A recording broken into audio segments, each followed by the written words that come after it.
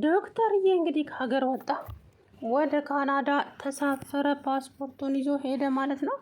እንግዲህ በጣም ያሳዝናል። ለአደይ በአንቺ ምክንያት ነው አገር ለቅቄ የምሄደው ብሎ ደብዳቤ ጽፎ አስቀምጦላት ሄደ። አደይ ታዲያ ይህንን ማመን አቃታት። እንዴት እንደዚህ ሊሆን ይችላል? ቆይ ለምን ስትል እንግዲህ በጣም አዘነች። ምንድን ነው የሆነው? እኔ ለምንድን ነው ለሱ ምክንያት የምሆነው? ምን አድርጌዋለሁ? ግልጽ ሊሆንልኝ አልቻለም ስትል አደይ እየየዋን ቀጠለች። ከዛ በኋላ ዳይመንድ በአንቺ ምክንያት ነው ዶክተር አገር ጥሎ የሄደው። አልገባኝም። በእኔ ምክንያት ለምን? አደይ ዶክተር በጣም ያፈቅርሻል። ምን? አዎ አደይ፣ ለዛም ነው አገር ለቆ የሄደው። የማንም መሳቂያ መሳለቂያ ሆኖ ነበር አሁለት። ስለዚህ አገሩን ለቅቄ ብሄድ ይሻለኛል ብሎ ሄደ። በጣም ነው ያዘንኩት። ቆይ እንዴት? ለምን? አደይ ምን ማለት ነው? ቆይ ለምን? እንዴት ማለት ደግሞ? ፍቅር እንዴትና ለምን ይባላል እንዴ? አደይ እሱ አንቺን ካፈቀረች በጣም ቆይቷል። በጣም ማለት አልገባኝም። አይ አንቺ ለሊ ጋራ እዛ ስትመላለሽ ጀምሮ እሱ አንቺን አፍቅሮሻል አደይ። ለዛም ነው እንደዛ የሚንከባከብሽ 10 ጊዜ አደይ የሚልሽ ለዛ ነበረ።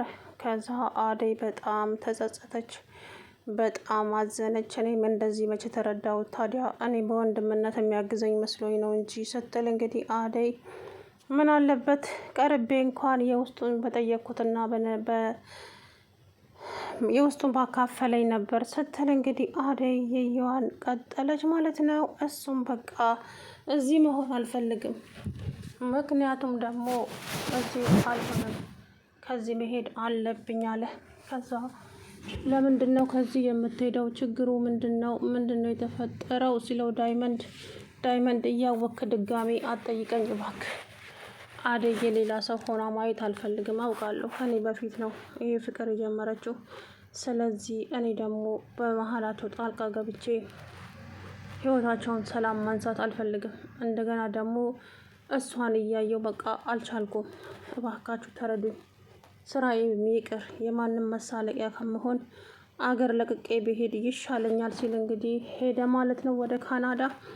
ታዲያ ዴቭ አደይ ምንድን ነው የሆንሽው? ፊትሽ ሁሉ ተለዋውጧል ሲላት ምንም መናገር አልፈልግም፣ ማውራትም አልፈልግም፣ ብቻዬን መሆን እፈልጋለሁ አለች። ምንድን ነው የተፈጠረው? አታወሪም እንዴ ሲላት አዎ አላወራም፣ በቃ ተውኝ፣ ብቻዬን መሆን እፈልጋለሁ፣ ሰው ብቻውን መሆን አይችልም እንዴ ስትል አደይ በልቅሻ ገለጸች። ከዛ በኋላ ልጅቷ ምን ሆናለች? የተፈጠረ ነገር አለ እንዴ? ዶክተር አገር ለቆ ሄደ እና ታዲያ ያንቺ እሱ አገር ለቆ የመሄድ አንቺ ምንድን ነሽ? እሷ ናት ምክንያቱ። ምን?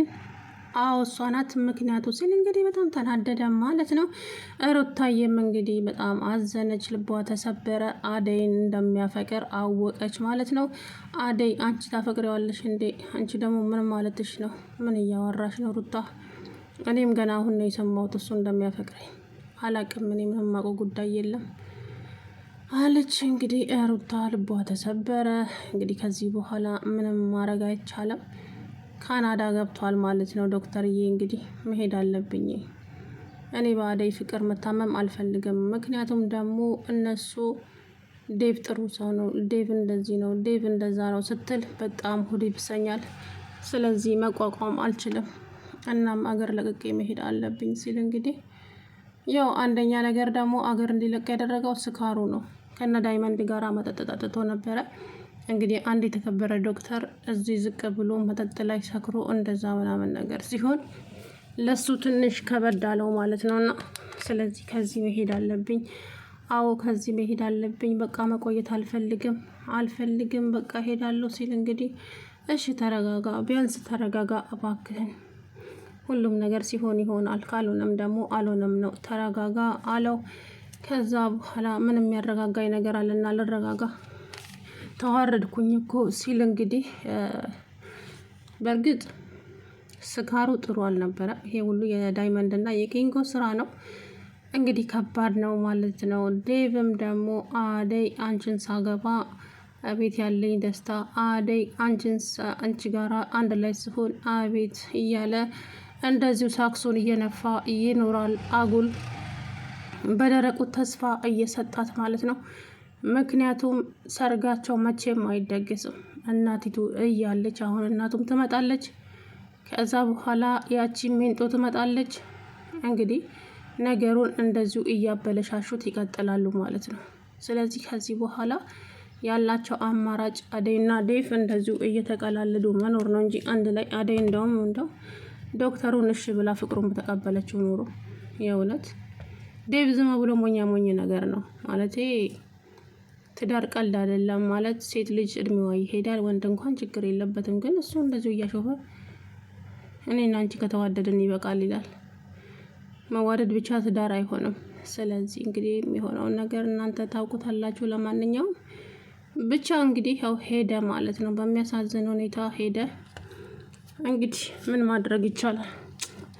አይ ዶክተር አገር ለቆ በአንድ ጊዜ ብን ብሎ ሄደ እኮ። ምክንያቱም እዚህ ጋር እኔ አንድ የተከበርኩ ዶክተር ነኝ። እንዴት ነው የሰው ፊት ማየው? እንዴት ቀና ብዬ ነው ሰውንስ ምን ምለው? ስለዚህ አገሩን ለቀቄ ብሄድ ይሻለኛል። ተዋረድኩኝ እኮ በተከበርኩበት ዶክተር የሚባል ስም እያለኝ እንዴት እንደዚህ ወርጄ እንደዚህ ሆናለሁ ሲል እንግዲህ ስቅስቅ ብሎ አለቀሰ። አረ ተረጋጋ ዶክተር፣ ምንድን ነው በአንተ ተጀመረ እንዴ መጠጥ አለው። አዎ በእኔ ነው የተጀመረው ይሄ ውርደት፣ በሰው ዘር አያድርስ። ከዚህ በኋላ እንደዚህ እየተዋረድኩኝ እዚህ መሆን አልፈልግም፣ ከዚህ መሄድ አለብኝ አለ። እንግዲህ ፓስፖርቱን ከምነው መቼና እንዴት እንዳወጣው ባናቅም ወደ ካናዳ ሊሄድ ነው አለ። በሰከንድ ውስጥ ካናዳ ማየት ይቻላል እንዴ ጎበዝ። አደይም ደብዳቤዋን አነበበች። እንግዲህ ምንም ማድረግ አይቻልም። ኢዩኤል እንግዲህ ቆረጠ፣ አንድ ልጅ ቆረጠ ማለት አሁን ነው። ከዚህ በኋላ ብሄድ ነው የሚሻለኝ እንጂ እዚህ መቆየት አልፈልግም ፈጽሞ ሄዳለሁ ሲል እንግዲህ ሄደ። ሩታም ደግሞ እንዲህ አያደርገውም በፍጹም ዶክተር እንደዚህ አያደርግም፣ እኔን ለማን ጥሎኝ አለች እኮ ጎሽ፣ እኔን ለማን ጥሎ ነው ዶክተር የሚሄደው? በፍጹም ይሄ ሊሆን አይችልም፣ ዶክተር እንደዚህ አያደርግም ስትል እንግዲህ እየየዋን ቀጠለች ማለት ነው። አይ ዶክተር እንግዲህ አድርጎታል። ምክንያቱም ደግሞ አለ አይደለ ሰው ልጅ ያላሰበው ነገር ነው የሚሆነው ማለት ነው። ብቻ ከባድ ነው። ምንም የምለው ነገር የለኝም። አደይ ያሳዘነችኝ። አይ አደይ እንኳን ዴቭ አለላት፣ እንደዛው ሩታ ናት እንጂ የምታሳዝነው ወይ ፍቅሯን አልተቀበላት። እንደዚሁ ስትንገላታ ኖራ እንግዲህ በስተመጨረሻም ጭራሽ ካናዳ ሄዳለሁ ብሎ አገር ለቆ ሄደ። አያስገርምም? በጣም ያስገርማል በእውነት። እንግዲህ ሄደ ይመለስ አይመለስ የምናውቀው ጉዳይ የለም። ለአሁኑ ግን እንግዲህ ካናዳ መሄድ አለብኝ ለትንሽ ጊዜ ሰዎች እስከሚረሱኝ ድረስ፣ እኔም አደይን እስከምረሳት ድረስ ወደ ካናዳ መሄድ አለብኝ አለ። ምክንያቱም አደይ እዚህ አይኔ ስር እያለች እሷን እያየው ስራዬን መስራት አልቻልኩም፣ ያለሷ መኖርም አልችልም።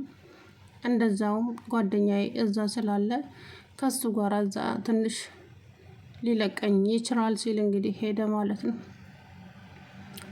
ዳይመንድም ደግሞ አደይ አንቺ ግን ታውቂ ነበር ምኑን ዶክተር እንደሚያፈቅርሽ? አንተ ምን እያልክ ነው? እኔ ምንም የማውቀው ጉዳይ የለም። በእርግጥ እንክብካቤው ጥሩ ሰው መሆኑ በጣም ለየት ያለ ነው እንጂ እኔ ምንም ነገር ጠርጥሬም እንኳ አላውቅም። ብቻ እዛ ሲሄድ አደይ ይለኝና እንትን ይላል እንጂ ሌላ ምንም አያውልሽ። ለዛ ነው መናገር ፈርቶ እንጂ አንቺን ካፈቀረሽ በጣም ቆይቷል። ለሊታማ ያኔ ለሊት ስታመላልሽ ያን ጊዜ ነው ያፈቀረሽ። ወይ ጉድ! እኔ መቻወቅኩ ታዲያ። እኔ እኮ በወንድምነት በአዘኔታ ነው እንደዛ የሚንከባከበኝ ብዬ ነበረ ስትል አደይም እንግዲህ በጣም አይኗ ውሃ ቀረረ ማለት ነው። ምንም ማድረግ አይቻልም። እንግዲህ ኢዩኤል ሄደ ማለት ነው ወደ ካናዳ። ጓደኛውም እንግዲህ እኔ ያለሁልህ አደይን እስከምትረሳ ድረስ እኔ ጋር ትሆናለህ አለው። ሄደ ማለት ነው። አደይም ታዲያ በጸጸት አንድ ቀን እንኳን ቀርቤ አውርቼው ወይ ጠይቄው በሆነ እያለች ግራ ተጋብታለች ማለት ነው። አንዳንድ ጊዜ እያላሰቡ ነው ይሆናልና አደይም ደግሞ አንድ ቀንም እንደዚህ ይሆናል ብላ አስባ አታውቅም። ስለ ፍቅርም ይጠይቀኛል ብላ አስባ አታውቅም። ዱብዳ ነው የሆነባት ሩታ። እሱን እያለች እንደዚህ የምትንገላታዋ ግን አንዱ ፊት ነስቷት አደይን አፈቅራለሁ ብሎ ቁጭ አለላችሁ። እንግዲህ ምን ማድረግ ይቻላል ጎበዝ፣ ያለው ገበያ ይሄው ነው። እንግዲህ ሩታና አደይ በጸጸት፣ ሩታ እንኳ አትጸጸትም፣ ለምን ፍቅሯን ገልጻለታለች። አደይ ግን እንደሚያፈቅራት ስለማታውቅ በጣም ትጸጸታለች ማለት ነው። ብቻ እንግዲህ ዞሮ አብረን የምናየው ይሆናል። ከሀገር ወጥቶም ሰላም። ውድና የተከበራችሁ የቻናሌ ቤተሰቦች እንዴት ናቸው?